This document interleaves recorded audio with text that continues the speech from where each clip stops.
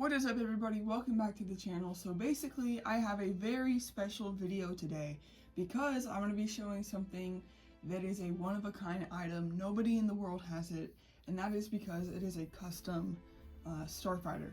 So as you guys know, if you've been keeping up with the channel, I have been collecting the 2008 style Clone Wars Starfighters. I actually have all of them. If you look over here, as you can see, Hasbro had made 6, and I was fortunate enough to collect all 6 of them. So yeah, they're really, really cool, and they're one of my favorite things in my entire collection. I really, really do enjoy them because it just reminds me of, you know, whenever I was younger, I used to have Anakin's Starfighter and, you know, watching the Clone Wars and everything. They're just very nostalgic ships, and I think that they're just one of the coolest ships in the Star Wars period. I just really, really like them. So a couple months ago, I was at Happy Pappy's, which is a local vintage toy store, and I actually saw Obi-Wan's 2008 Starfighter for only $10, and it was in really good condition. One of the things whenever you're looking for Starfighters that you kind of got to watch out for is their back fins, and making sure that those fins are intact, because a lot of times they're either torn off or they're bent because they're made out of rubber.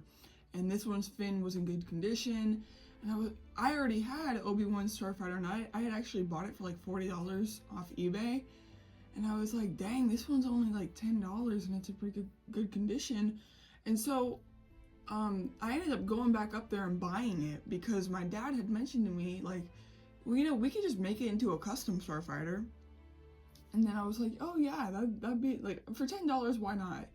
Well, we talked over like what we were gonna make, you know, like what Jedi we can make, because honestly very few Jedi's Starfighters were shown in the 2008 Clone Wars. Obviously at least 6 of them were shown because they made 6, but there really were not too many. I wouldn't say over 12, not, I mean definitely not. I mean, I would say maybe 10 were shown. So yeah, not too many. So yeah, we were just like, we could try to make a custom. Well, a couple months go by and we just, you know, kind of were just talking about it and still hadn't really done anything. I mean, it was like the end of the school year. I was graduating, you know, things were busy. But within the last 4 or 5 days, my dad actually just told me like to bring Obi-Wan's Starfighter up to his office, and then he started working on it. And I mean, literally in that small frame of time, we were able to create Saesee Tiin's Starfighter. So yes, we ended up deciding to make Saesee Tiin, however you say it. Obviously, he's the Itachi Jedi from the movies, the both Clone Wars, the 2003 and the 2008 Clone Wars.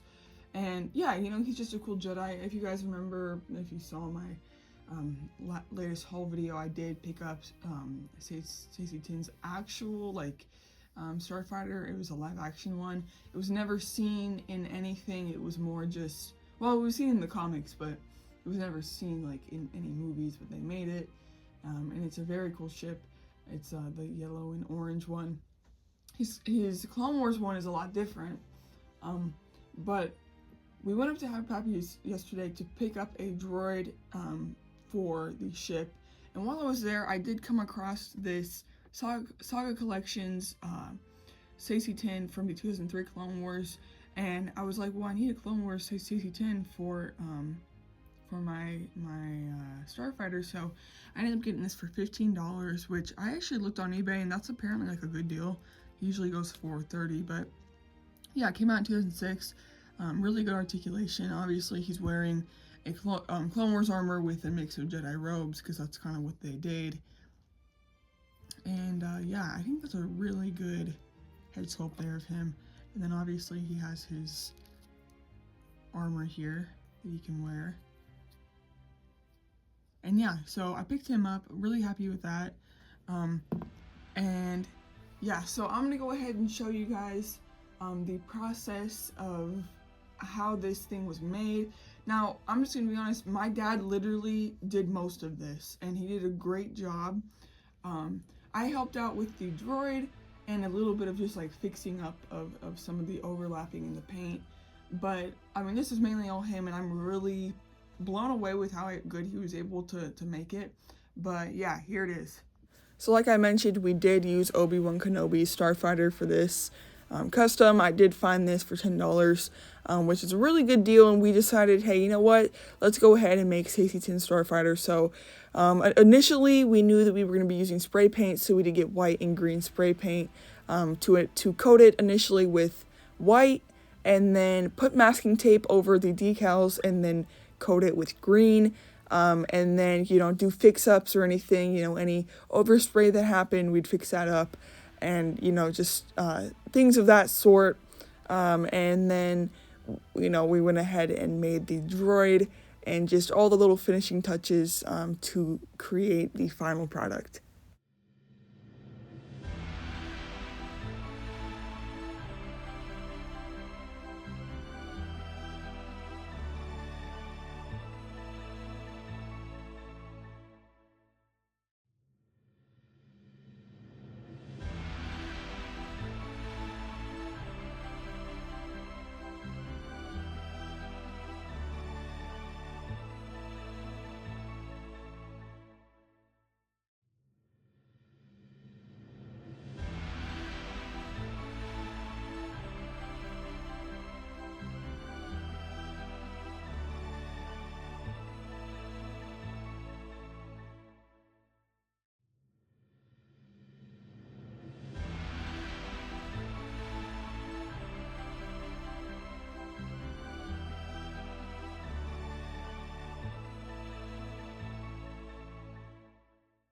And here it is, Saesee Tiin's custom Jedi Starfighter from 2008.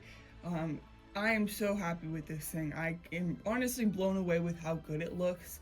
I mean, the design initially was the first thing that I was kind of worried about. I was like, how the crap are we gonna get this like star design onto this ship? I mean, obviously, as you saw in the photos, we did spray paint it white first, and then obviously masking tape was used, but I don't know how my dad was able to get it that symmetrical and that perfect. I mean, it looks great.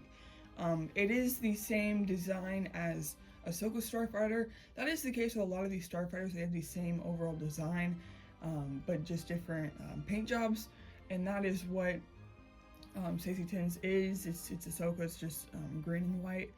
But that's really what drew me to Saesee Tiin's Starfighter, is this really cool looking green color. I was looking at my Starfighters and I noticed that a color that was lacking was green. There's no Starfighter that's green. I mean, Kit Fisto's has a little bit of lime green in the middle, but it's. I just liked how this one was mainly this really nice dark green. So yeah, I'm really happy that we were able to create that. And yeah, it looks crazy. I'm really surprised with how I was scared that it was gonna look clumped. Obviously we did use spray paint, so that really helped with it. But then with some of these designs and stuff, there was overlapping that we had to fix, and I thought maybe that would look bad, but it really just came together really, really nicely. And yeah, I mean, I'm really happy with how the cockpit, the inside is untouched basically, because my dad put a layer of tape over top of that. And then yeah, I'm gonna flip it over for a second. I mean, I didn't even think we were gonna need to touch the bottom because nobody's gonna see it, but my dad did a whole bunch of detailing on the bottom there, even like covering up that Imperial or Republic insignia so it stays there. And yeah, this is just so sick. Honestly, one of my favorite things in my collection, because it's just the fact of like nobody in the world has this. That's so cool to me, and I really like this shit. Because I was collecting these 2008 Starfighters, and I finished the collection, and they're my favorite kind of Clone Wars ships. I mean, those and gunships, that's really what I really like. And so it's cool to literally add another one to the collection just by making it custom, which is really cool. I do want to touch on the droid here. So yesterday, while we were at Happy Pappy's, I did pick up another R2-D2 from the Clone Wars line, because originally we were going to actually use my extra, is his name R4P17? I don't know, but this is the live action Obi-Wan Kenobi's droid, which I used to have in my actual Obi-Wan Starfighter that I have displayed. But what I ended up doing was I took this one out and I replaced it with his Clone Wars droid, because these live action droids do fit in the cockpit, but they are a lot taller than the Clone Wars droids, and so they stick up out of their little, you know, area a lot higher than the Clone Wars ones. So I didn't like how my Starfighters were mixed with, some of them were Clone Wars droids, some of them were live action. So I just decided to get them all live action. So we were gonna paint this just because this is all I had, but I was like, you know what, I'm gonna regret that, and it's gonna look a lot better if we just use a Clone Wars droid. So we ran up to Happy Pappy's, and I did pick up Saesee 10, and I got a R2-D2 for like 15 bucks. Astromechs are expensive, but I was able to make this guy in one day. I made him yesterday. And so let's just go ahead and get him out here.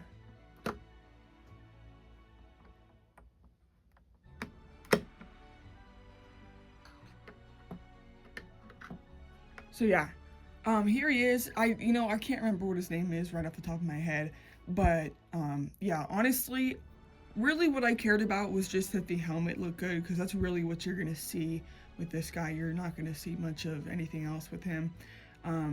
But yeah, basically what I did was I taped his feet and his head, and then I spray painted his body because I wanted it to match the color of Saesee's ship. That's another thing that's really cool. I love whenever the Jedi Starfighters match the droid.